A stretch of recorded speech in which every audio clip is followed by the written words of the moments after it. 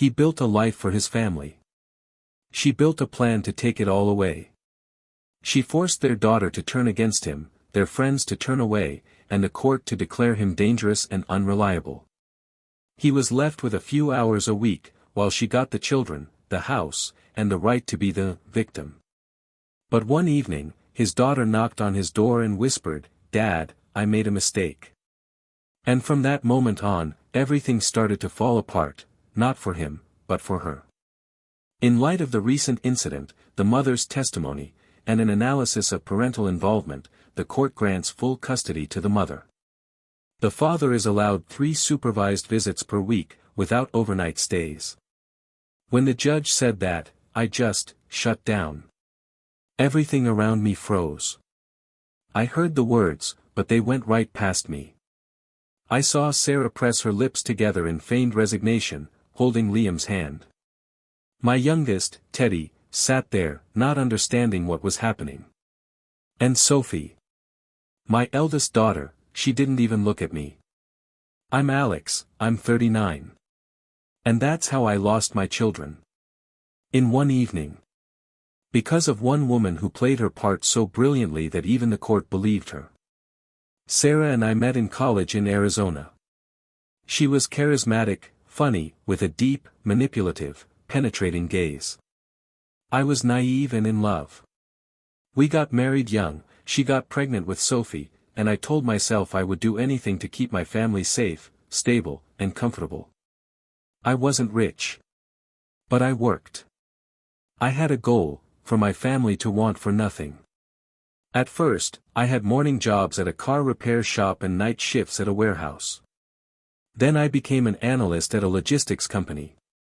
Then I underwent internal training and took on projects that became increasingly complex. I worked while others slept. I missed birthdays, school plays, and Sunday breakfasts.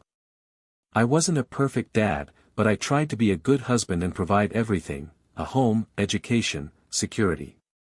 And yet, I loved our children very much. I tried to connect with them, even though it was often not enough. I wanted Sarah not to have to work, I wanted our children not to know what financial stress was. But, as it turned out, Sarah had other plans. She started changing a few years ago. At first, it was constant dissatisfaction. Everything I did was wrong.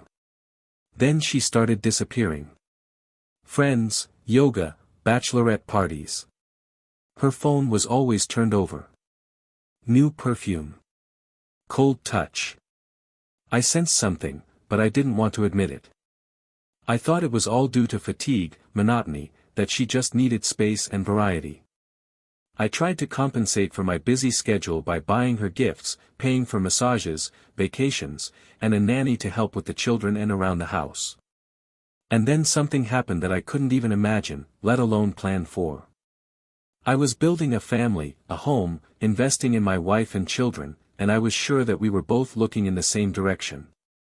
And then, like an explosion, I filed for divorce, she said. Just like that. Calmly. Like returning an item to a store. I asked, is it because of someone else? She said, it's because of everything.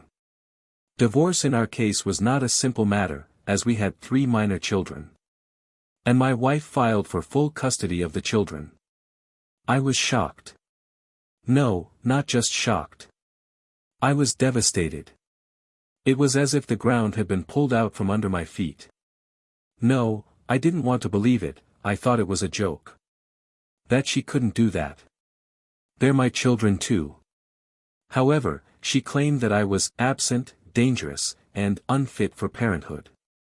That I wasn't interested in the children or their lives, but only bought them off with gifts from time to time. But what she really wanted became clear later: the children were the key to the house, alimony, property division, and finances, while she could live her own life without him. If the children stayed with her, she would keep the house. And now, the worst part. Everything would have been different if not for that evening. It was one of the most important days of my life, the opening of a new branch of our company. I had been working toward this moment for a long time. I was managing the most successful project of the year. And on that day, for the first time in my life, I was offered a management position, branch director. My colleagues applauded, the management joked, we clinked champagne glasses. I had 2 glasses. No more. Then one more, to honor and to the team. It wasn't debauchery, it was gratitude and joy. I was proud. I left the restaurant, my Uber hadn't arrived. I decided to walk a couple of blocks, get some air, because it was still early. At the corner of 5th and Grant, 2 guys approached me, young, aggressive-looking. One of them pushed me with his shoulder. He said something like, "What are you looking at, old man?" I told them to go on their way. The other one grabbed my jacket. I reflexively hit one of them in the chest. They started fighting. They pushed me against the wall. I hit back, mechanically. The guy passed out. The police arrived 3 minutes later. As a result, I was arrested for 48 hours until the situation was clarified. CCTV footage from a nearby store was reviewed, which partially captured the moment when the guys provoked the situation. But the report was filed as participant in a public conflict, with the smell of alcohol. After 48 hours, Sarah knew about it. And she used it in a way I had never seen anyone destroy another person so subtly and effectively. At the trial, her lawyer gave a speech as if it were the finale of a Hollywood trial. This man, although hardworking, has shown a complete lack of responsibility. Evenings spent drinking. Fights. Although not convicted, this is an alarming sign. He doesn't understand the emotional needs of children, and when he had a chance, he chose his career over fatherhood. I sat there clenching my fists. My life had been torn apart and sold to the judge as a story of a dangerous father. The judge looked at me with a mixture of disappointment and sympathy. But not trust. "Mr. Harris, you had obligations. But your presence in your children's lives was minimal. And the latest incident, while not leading to a criminal conviction, raises serious doubts." And there I sat, like a schoolboy in class, as my sentence was read out, 3 times a week, during the day, no overnight stays. From the beginning of the divorce proceedings, my colleague, and now a good friend, offered to help me by letting me stay in his small, empty apartment. I really appreciated his help and understanding.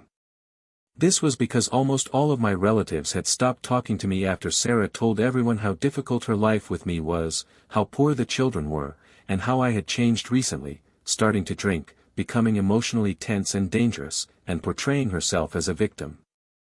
I drove up to the apartment, and everything seemed fake. It was as if the world had been replaced. There were no familiar things, no familiar voices of the children, no familiar smells, no comfort, no warmth. I felt like I had hit rock bottom and didn't know how to get out of there. I sat down on the floor in the dark and thought, maybe I really lost. But then I remembered their faces. Especially Sophie's eyes. She was silent in court, but I saw something fighting inside her. It wasn't indifference. It was confusion. And then something happened that knocked me off my feet once again, only this time it was much stronger. I saw my children according to schedule, canceling all my plans just to be able to see them and hug them. Sophie was withdrawn, but I didn't want to pressure her. I understood that children experience this whole process much more deeply, and for them it was traumatic.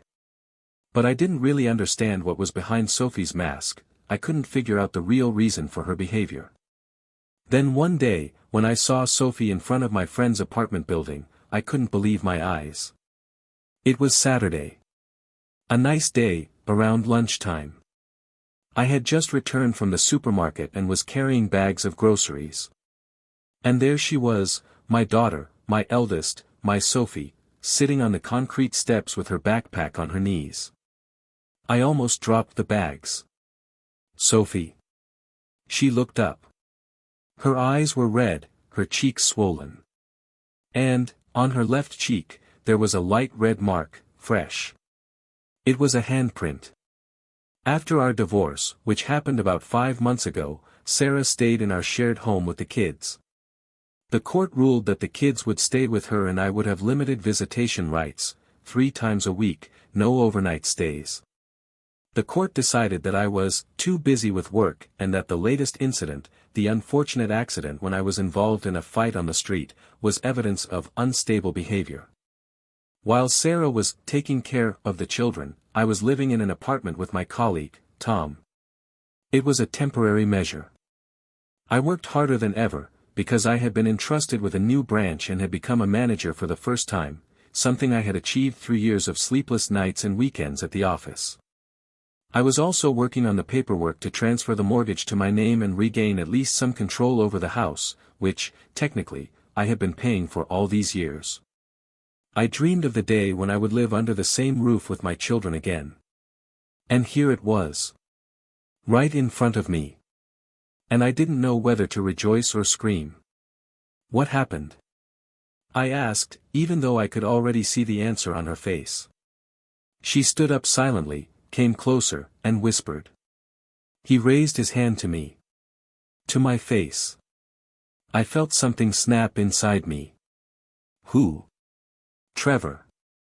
We went into the apartment.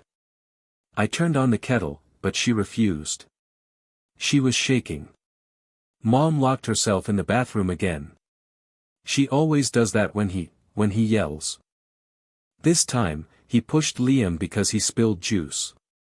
And then I told him he had no right. And he just slapped me. And Mom told me not to overreact. I felt like I couldn't breathe. I was frozen. And she didn't do anything. No. She said it was an emotional transition period for him. That we all had to adjust. I couldn't take it. I got up and started pacing around the room. I was so angry that I could imagine myself walking into our house and dragging that bastard Trevor out by his neck. But I knew I couldn't. One wrong move and the court would say, "Oh, look, he's aggressive." I sat down across from her. She silently stroked the sleeve of her sweater. "Can I stay here?" she asked. And then it became the hardest part. I wanted to say yes so badly that I could barely hold myself back. But I knew it could ruin everything. I pulled myself together. "Sophie, you can't stay with me tonight. If my mom finds out, she'll say I violated the court order. And then I'll never get custody." She lowered her eyes. "But you did the right thing coming here. And I won't let anyone hit you again. I'll do everything I can to make sure no one ever touches you, Liam, or Teddy again. I promise. I'm scared, Dad. And I'm scared of losing my chance to save you." I told her to sit down. And we got to work. I asked her to tell me everything she knew about Trevor. About the days when he attacks. About the things he says. About her mother's reaction. It turned out she had already recorded several of his tantrums on her phone. Once he threw a cup on the floor and shouted that all these kids are spoiled parasites. And Sarah? She said, "Trevor is just tired. He works hard." I was devastated.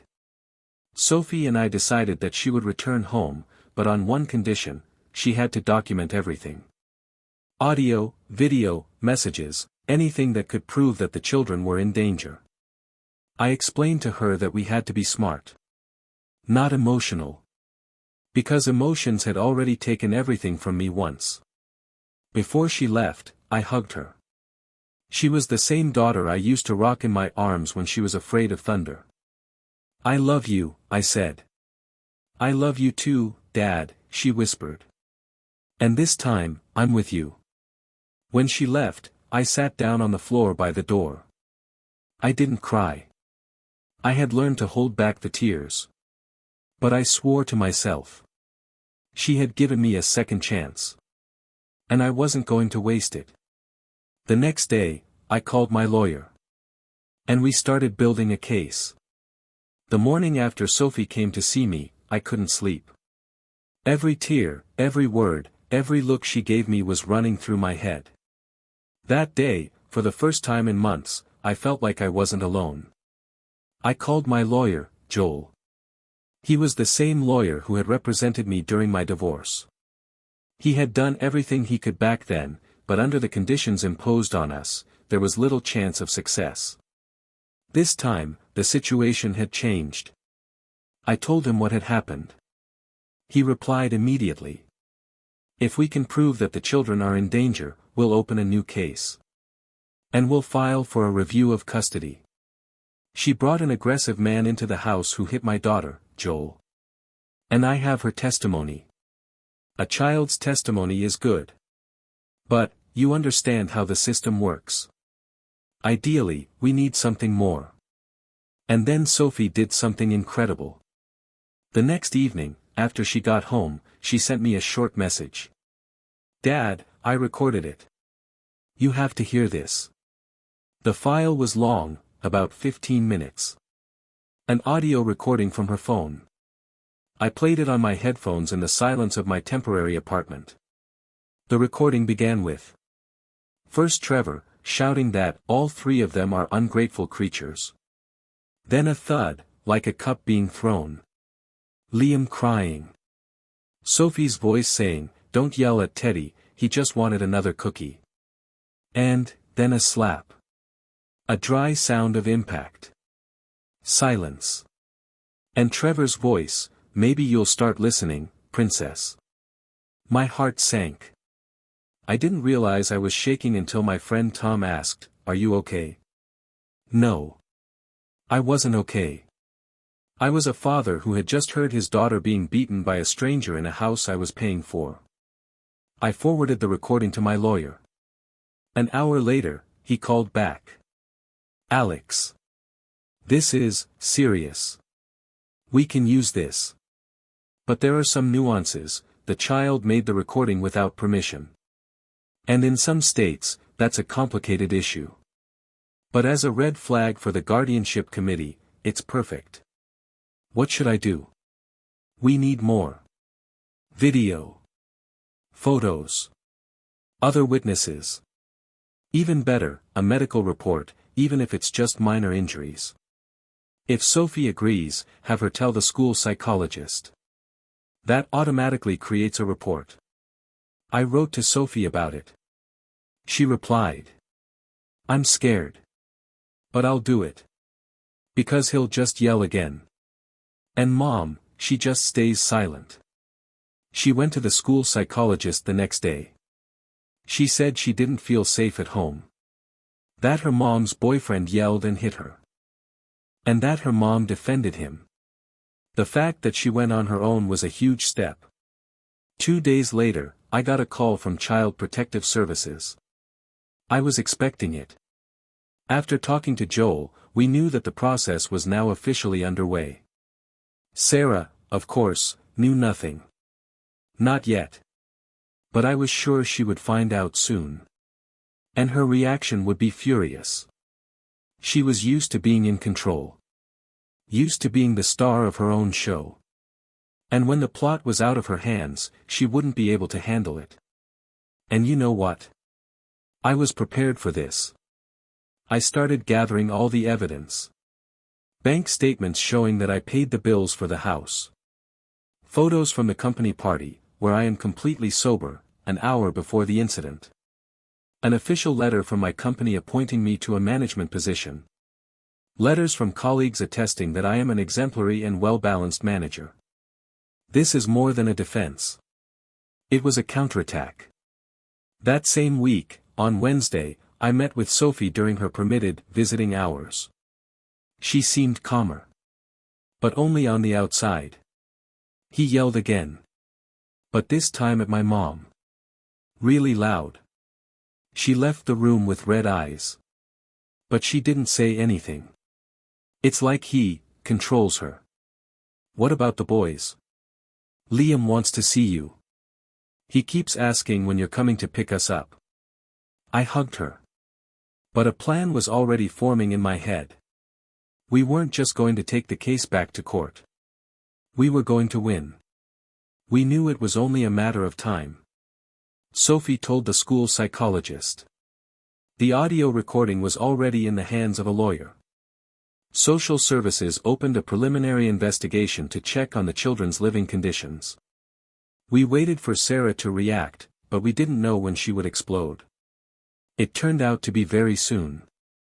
It was Friday, exactly 1 week after Sophie first recorded Trevor. I was supposed to meet her and Liam at the local library, one of the places allowed by the court order. But she didn't show up. No call. No text. Nothing. I tried calling her, but her phone was off. 3 hours later, I got a text from an unknown number. She knows. Mom. She knows everything. I got punished. I'm in my room. I don't know when I'll be able to text again. It was Sophie. The next day, I received a letter from Sarah's lawyer. It contained a formal complaint that I was manipulating the child and turning her against her mother, and demanded that visitation be restricted immediately. That same day, at Joel's request, the court agreed to consider our request for a review of custody, taking into account the new circumstances. And so the real battle began. At the same time, Joel contacted social services to report domestic abuse. Sophie was willing to give a personal interview to a social worker, even though she knew there would be hell to pay at home. And she was right. The following week, during a permitted visit, I finally got to see her. She came with her mother's friend, who accompanied her, her new bodyguard. She could barely lift her eyes. We sat down on a bench in the park. What happened? I said quietly, but with every muscle tense. Mom found the recordings. I don't know how. But she did. She screamed.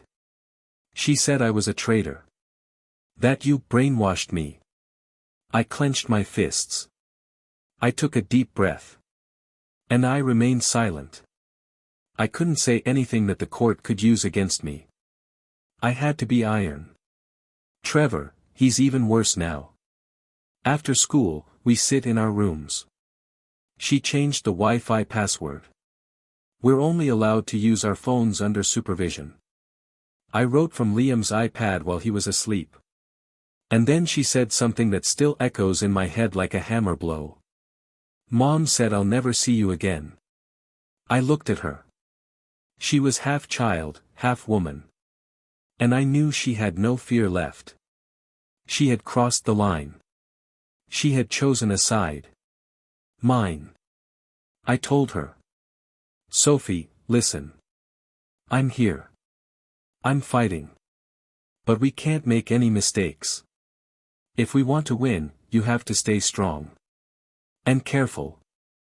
Everything you've done so far has been heroic. But now the game is getting serious. She nodded. I won't break. Good. Because we're going all the way. 3 days later, we received an official letter from the court. The preliminary hearing on the change of custody was scheduled for the following month. This meant we had time to gather evidence. Child Protective Services would check the current living conditions in the house. And Sarah wouldn't be able to hide. The last time I hugged Sophie before leaving that day, she said. I'm scared for Liam. He's little. He still thinks his mom is nice. But he cries every night. Trevor makes him shut up. I didn't know what to say. But I knew that the next step would be to protect Liam and Teddy the same way I was now protecting Sophie. We knew it had to happen. When I told Joel that the school psychologist had sent his report to CPS, Child Protective Services, we knew it was only a matter of time before they came to see Sarah. But we didn't know what it would be like. It turned out to be sudden. Without warning. Like a thunderbolt. On Tuesday, around 4 p.m., I got a message from Sophie. They're here. 2 of them. Mom is white as a sheet. I felt my pulse race. They were here. Social workers. And, as Joel had said, they deliberately didn't give any warning, so they could see the real conditions, not the visitor's version. Sarah didn't have time to clean up. She didn't have time to kick Trevor out of the house. And for the first time, the truth had a chance to come out. According to Sophie, it looked like this. Two people, a local social worker named Mrs. Jenkins and a junior specialist, a man in his 30s. They calmly but confidently entered the house, introduced themselves, and said they were checking information about possible child abuse in the household. Sarah pretended everything was under control. Children? Oh, everything's fine. Just normal adjustment issues after the divorce. They're just a little sensitive. Especially the older one. But then Sophie intervened. Can I talk to you separately? They agreed. Sarah tried to stop her. She said that Sophie was emotionally unstable after her father's influence, that she manipulates her younger brothers, and that her words should not be taken seriously. But the staff stood their ground. Sophie had a right to be heard. She showed them the recording. The same one. For the first time, officially. She told them that Trevor beat the children. That her mother turned a blind eye. That her phone was taken away.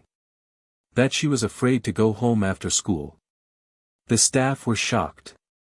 They had dealt with many situations, but one in which the mother covered up for the abuser was particularly dangerous because it created the illusion that everything was fine at home. They demanded to talk to Liam and Teddy. Separately. Sophie told me later that Liam cried when he spoke. He told her how Trevor would grab his arm so hard that it left bruises. How he once locked him in the bathroom because he was crying for no reason. When I heard that, I threw up. I'm not kidding.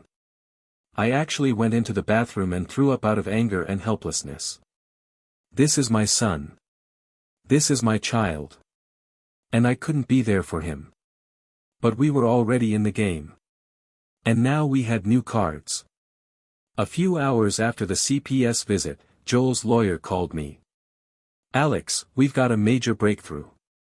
They've given us official confirmation that the investigation is open.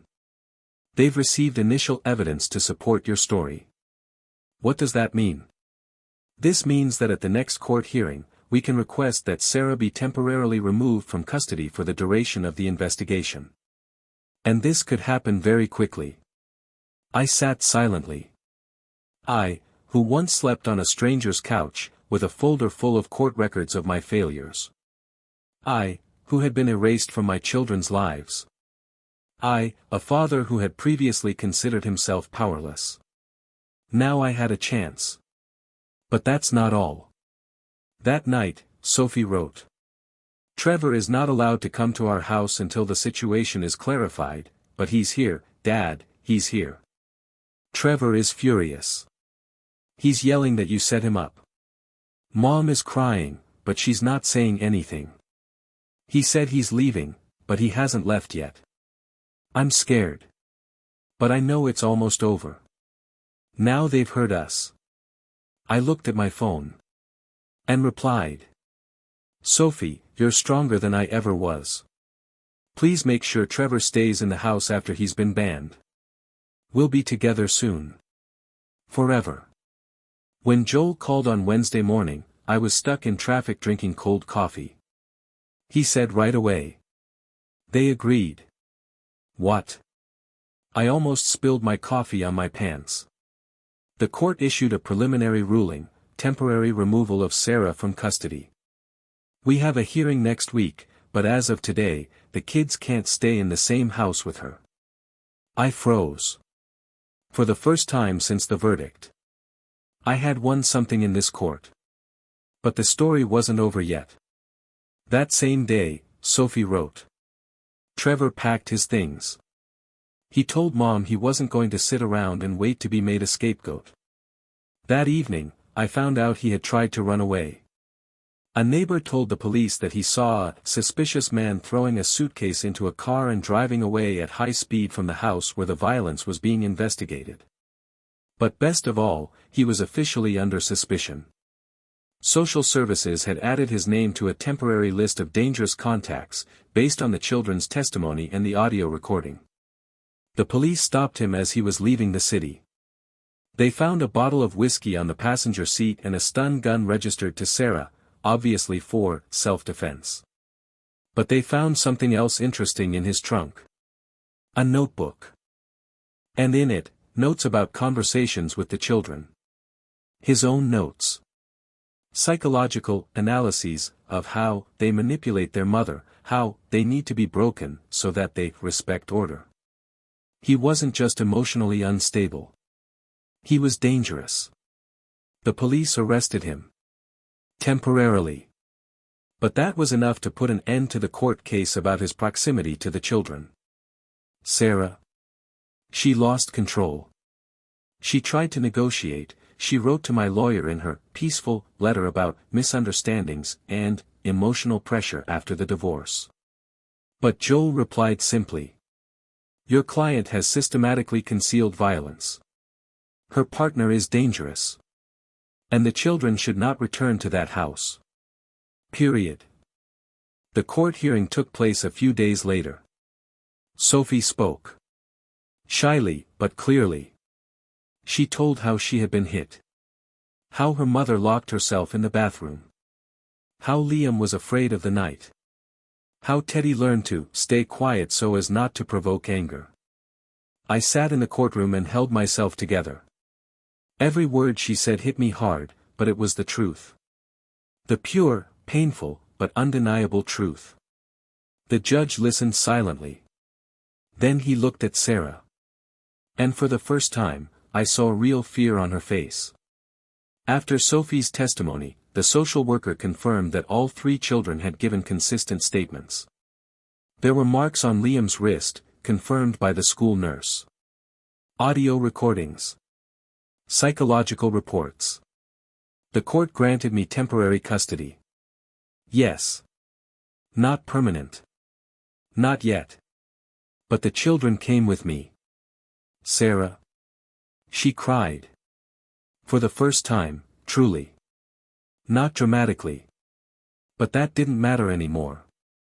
Because when we got in the car, Sophie said. Are we going home, Dad? I replied. No, Sophie. We're going to build a new home. Together. I woke up at 6 a.m. Sleep didn't come easily, not when your life is turned upside down twice a week. But this time I woke up without anxiety. My friend Thomas's apartment was unusually quiet, but in a different way. My children were asleep in their rooms. Yes. All 3 of them. Sophie was in Thomas's former neighbor's room, which we had cleaned out in one evening.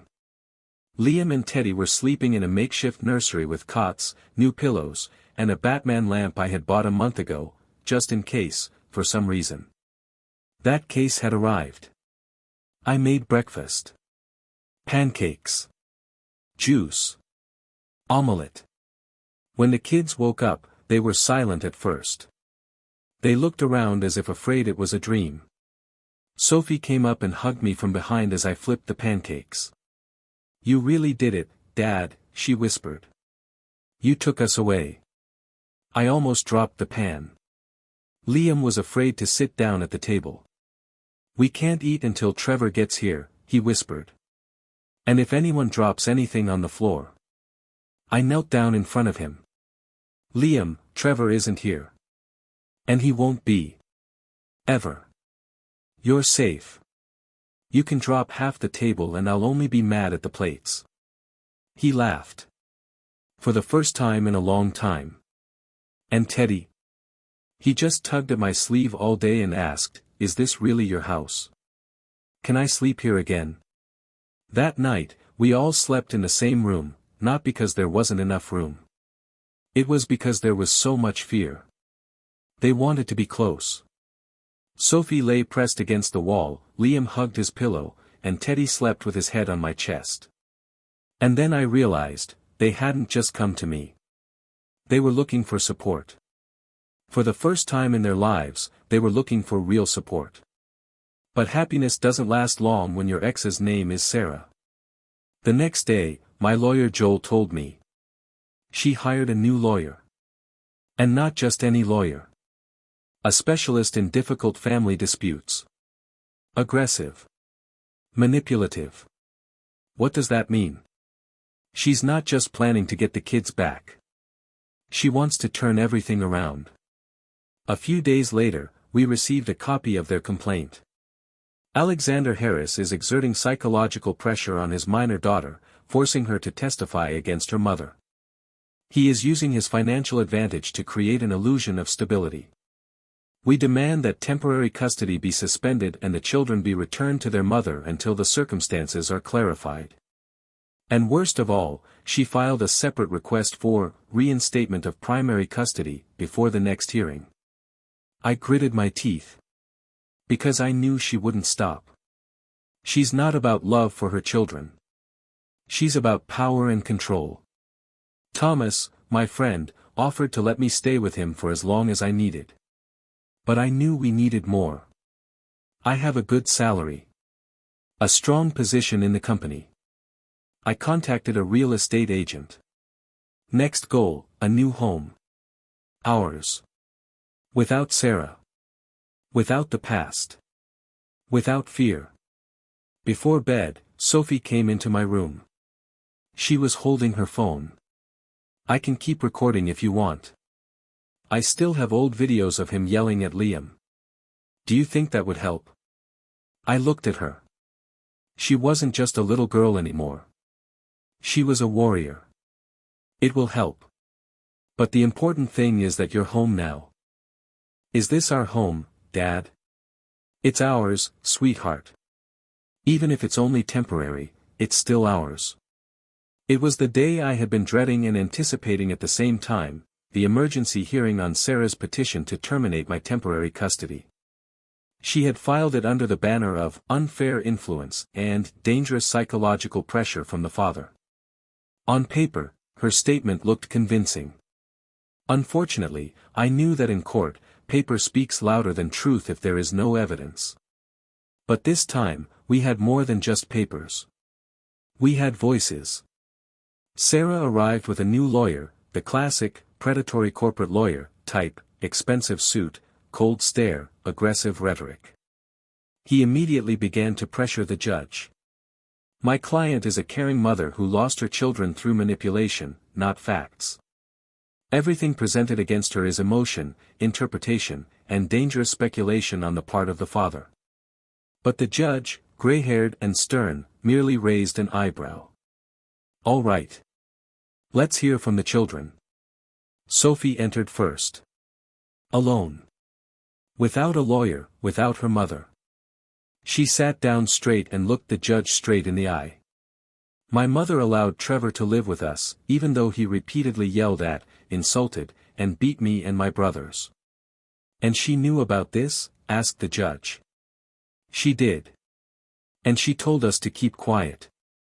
That it wasn't that serious. There was a pause in the courtroom. The judge nodded. But the real blow was yet to come. Would any of the younger children like to say anything? Asked the judge. I didn't expect anyone to raise their hand. But suddenly, Liam stood up. He squeezed my hand and walked forward, his hands shaking but his step steady. The judge smiled warmly, lowering himself to eye level. What's your name, son? Liam. I'm 8. What do you want to say? Liam looked at Sarah. Then at me. And said. When I lived with my mom, I was scared every night. Because Trevor would get angry and hit me if I spilled milk. And my mom would just cry in the bathroom. But now, with my dad, I sleep through the night. Do you want to live with your dad? Yes.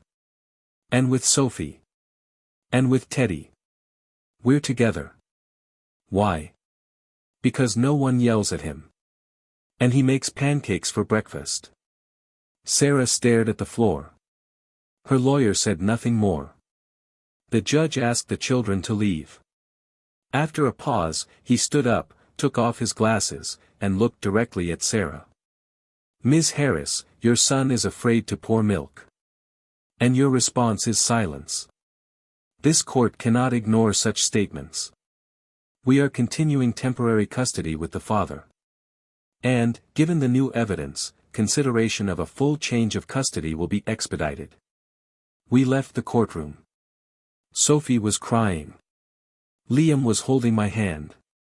And I just stood there in silence. Because for the first time in this war, we weren't just defending ourselves. We were winning. When the judge scheduled the final hearing on permanent custody, we prepared for it as if it were our last battle. Joel had everything: audio recordings, written testimony, psychological reports, school records, even a chronology of Sarah's behavior over the past 2 years. But the biggest blow did not come from us. It was Sarah's mother, Mrs. Bryant. A woman I had always considered reserved, even cold. She never took my side, even though deep down she probably understood that her daughter was manipulative. But on that day, she asked to speak in court for the first time.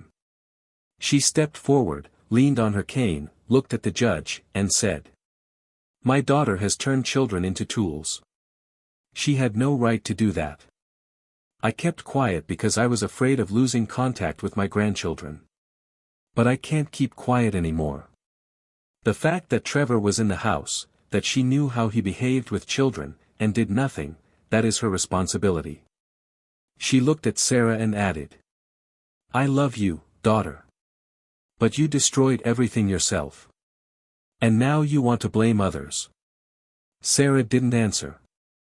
She just cried. But it was too late. A week after the hearing, I received the long-awaited document in my email. I opened it. And read every word. Slowly. In disbelief. Full and irrevocable transfer of custody of 3 minor children to their father, Alexander Harris. Termination of the father's obligations to the mother. Recognition of the mother's inability to raise the children on her own due to her disregard for their safety. No child support. No financial support. When I finished reading, I just sat down. And I cried. Helpless, like a child.